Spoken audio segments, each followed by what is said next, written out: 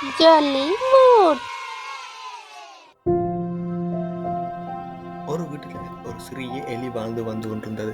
அது தினமும் சமையலுக்குள்ள சென்று அங்கே இருக்கிற அரிசி, பருப்பு, பிஸ்கட் எல்லாத்தையும் தின்று கொண்டே இருந்துச்சு. அப்போ கொஞ்சம் கோவப்பட்ட அந்த வீட்டின் உரிமையாளர் ஒரு பூனைக்குட்டி ஒன்றை வாங்கி விட்டாரு. எலியை பிடிக்க அந்த பூனைக்குட்டி எப்பவும் காத்துக்கிட்டே இருக்கும். ஒரு சில முறை எலியை கிளச்சி பார்த்துச்சு, அது பிடிபட இல்லை. ஒரு நாள் அந்த எலி பூனையின் அருகில் வந்து சொன்னது, பூனை அண்ணா, நீ என்னை பிடித்து விட்டால் உனக்கு விளையாட யாரும் இருக்க மாட்டார்கள். நான் தினமும் உன்னோடு ஓடி விளையாடுகின்றேன். நீ என்னை சாப்பிட்டால் உனக்கு தனிமைதான் வரும் என்று பூனைக்கு சொல்லி புரிய வைத்தது. பூனை சிந்தித்து பார்த்து விட்டு, சரி, எலி சொல்வது உண்மைதான், அதை சாப்பிட்டு விட்டால் விளையாட்டு முடிந்துவிடும், நாம் இருவரும் நண்பர்களாக இருந்தால் இப்போ மகிழ்ச்சியாக இருக்கலாம் என்று நினைத்து அன்றிலிருந்து எலியும் பூனையும் நண்பர்களாகிவிட்டனர். இவ்வாறு இருவர் நல்ல ஒற்றுமையாக வாழ்ந்தனர்.